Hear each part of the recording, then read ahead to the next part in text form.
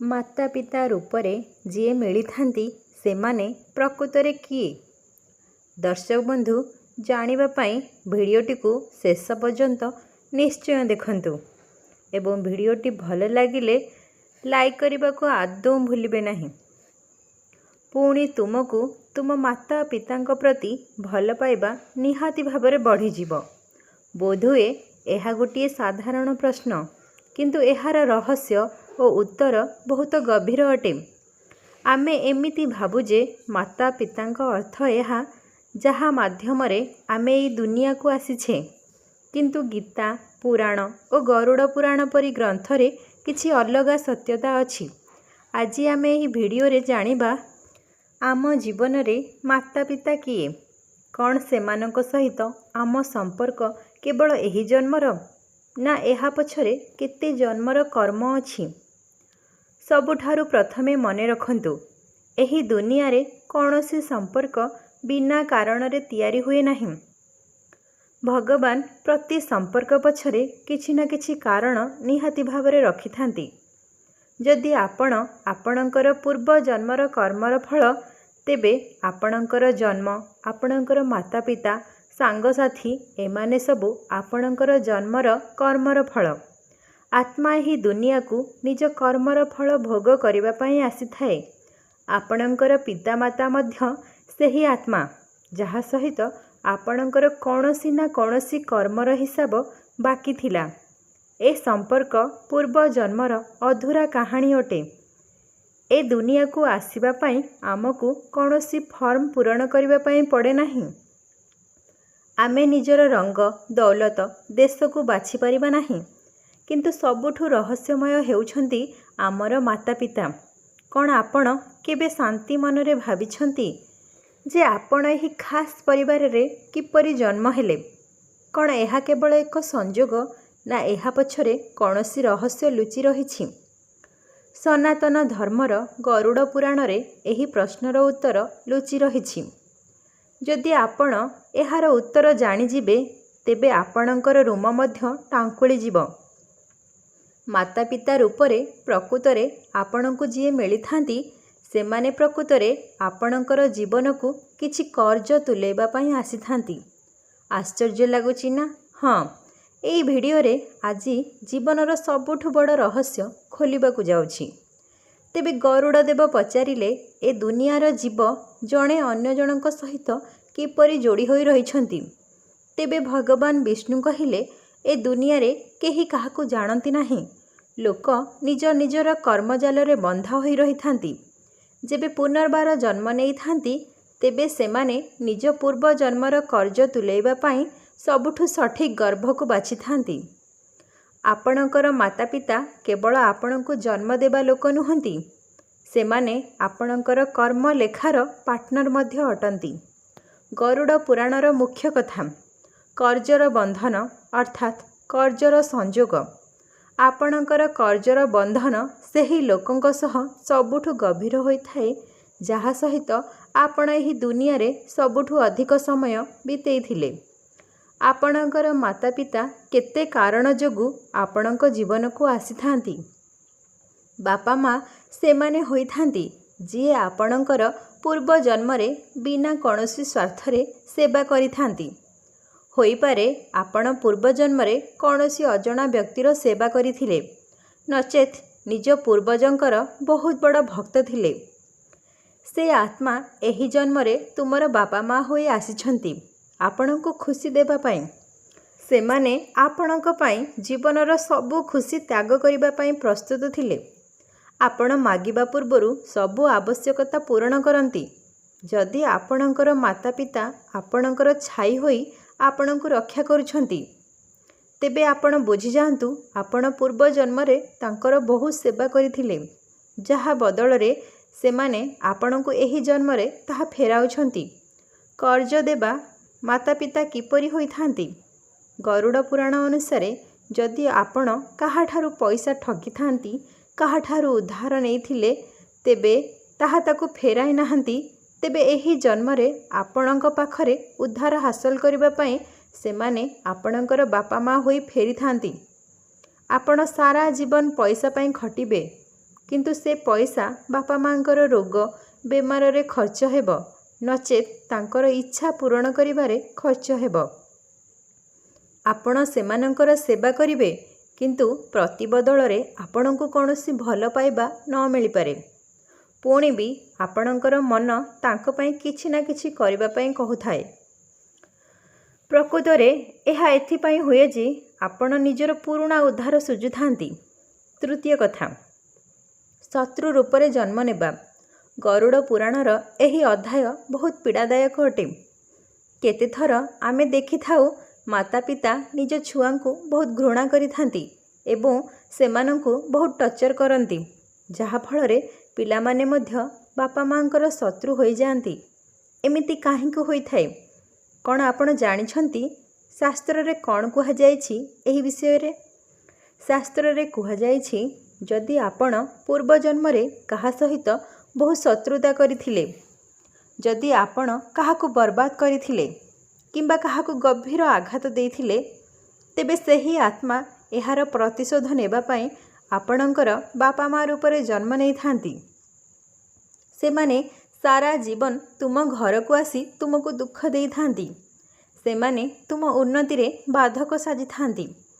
ଏହି ସମ୍ପର୍କକୁ ବୈର ଅନୁବନ୍ଧ କୁହାଯାଏ। ଚତୁର୍ଥ, ଯେଉଁ ବାପା ମାଙ୍କ ସହ ତୁମ ସମ୍ପର୍କ ବେଶୀ ଗଭୀର ନୁହେଁ, ସେମାନେ ତୁମକୁ ଜନ୍ମ ଦେଇଥାନ୍ତି, ସେମାନେ ତୁମକୁ ଭଲେ ତୁମର ଲାଳନ ପାଳନ କରିଥାନ୍ତି, କିନ୍ତୁ ଆପଣଙ୍କ ଜୀବନକୁ ସେମାନେ ଏତେ ଦଖଲ କରନ୍ତି ନାହିଁ। ତୁମ ଉନ୍ନତିରେ ସେମାନେ ବେଶୀ ଖୁସି ହୁଅନ୍ତି ନାହିଁ। ଏହାର କାରଣ କ'ଣ? ଏହାର କାରଣ ପୂର୍ବ ଜନ୍ମରେ ତୁମର ତାଙ୍କ ସହିତ ସମ୍ପର୍କ ବହୁତ କମ୍ ଥିଲା। ଏବେ ମୁଁ ଆପଣଙ୍କୁ ପିତୃ ଓ ମାତୃ ଋଣ ବିଷୟରେ କହିବି। ଏହା ମଧ୍ୟ ଆପଣଙ୍କ ପାଇଁ ଜାଣିବା ଅତ୍ୟନ୍ତ ଆବଶ୍ୟକ।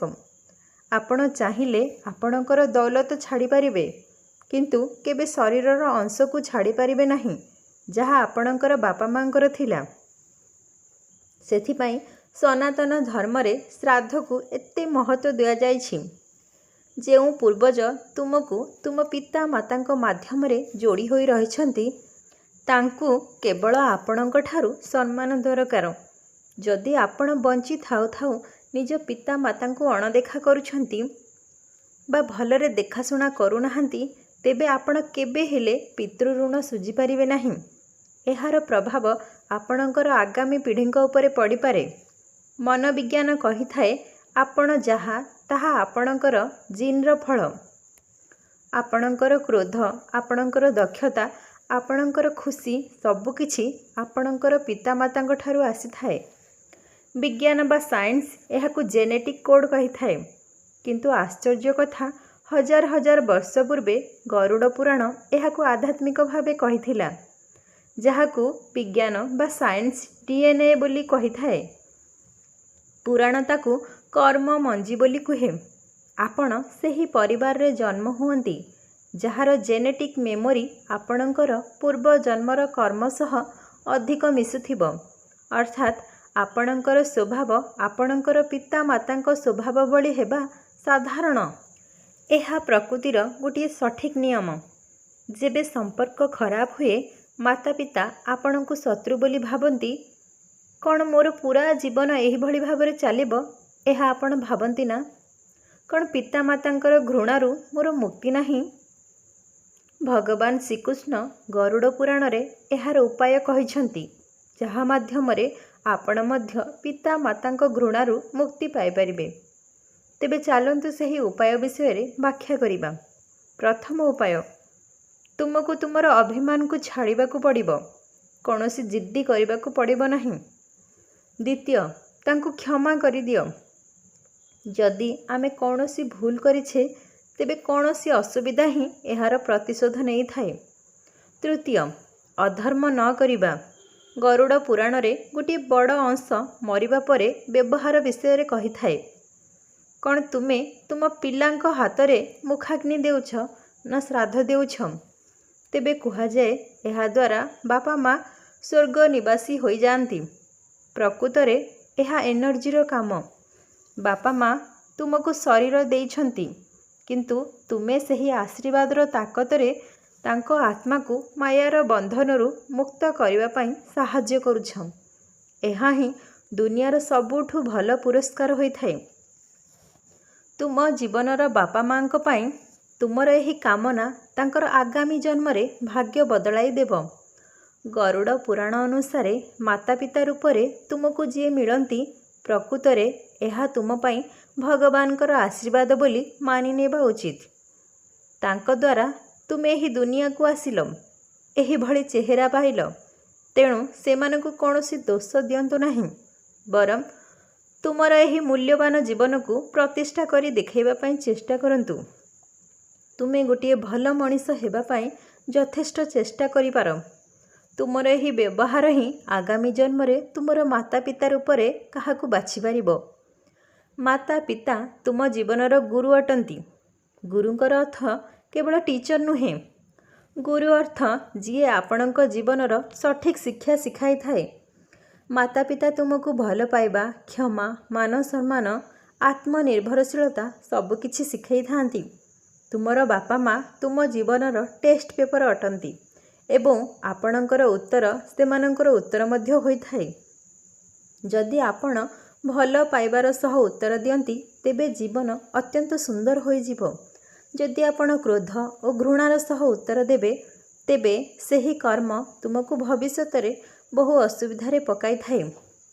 ତେଣୁ ଶାସ୍ତ୍ରରେ ବର୍ଣ୍ଣିତ ମାତୃଦେବ ଭବ ପିତୃଦେବ ଭବ ଅର୍ଥାତ୍ ଆପଣ ବାପା ମାଙ୍କୁ ଭଗବାନଙ୍କ ପରି ଆଦର କରିବା ଦରକାର। ଏହାର ଅର୍ଥ ଏହା ନୁହେଁ ଯେ ଆପଣ ଅନ୍ୟାୟ ବରଦାସ୍ତ କରିବେ। ଆଦରର ଅର୍ଥ ଆଖି ବନ୍ଦ କରି ସବୁ ମାନିନେବା ନୁହେଁ। ଆଦରର ଅର୍ଥ ନିଜର ଆତ୍ମସମ୍ମାନ ସହିତ ନିଜର କର୍ତ୍ତବ୍ୟ କରିବା।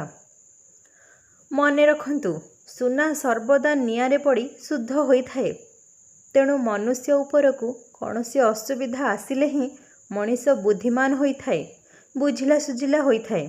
ଜୀବନ ବହୁତ ଛୋଟ ଅଟେ। ଆଜି ଯିଏ ତୁମର ବାପା ମା ଅଟନ୍ତି, ଏହି ଛୋଟ ଜୀବନରେ କିଛି ନା କିଛି ଭଲ କରିବା ପାଇଁ ଚେଷ୍ଟା କରନ୍ତୁ। ବାପା ମାଙ୍କର କେବେ ଅନାଦର କରନ୍ତୁ ନାହିଁ। ଆଜି ଯିଏ ତୁମର ବାପା ମା ଅଟନ୍ତି, ଆଗାମୀ ଜନ୍ମରେ ଯେକୌଣସି ରୂପରେ ହେଉ ସେମାନେ ତୁମ ପାଖକୁ ଫେରିପାରିବେ। ସେଥିପାଇଁ ଯେତେ ପର୍ଯ୍ୟନ୍ତ ତୁମ ସହିତ ଅଛନ୍ତି ସେମାନଙ୍କର ଆଦର କରନ୍ତୁ, ଭଲ ପାଇବା ଦିଅନ୍ତୁ ଓ ତାଙ୍କ ପାଖରେ ସର୍ବଦା କୃତଜ୍ଞ ରୁହନ୍ତୁ। ଦର୍ଶକ ବନ୍ଧୁ, ଭିଡ଼ିଓଟିକୁ ଏହିଠାରେ ଶେଷ କରୁଛି।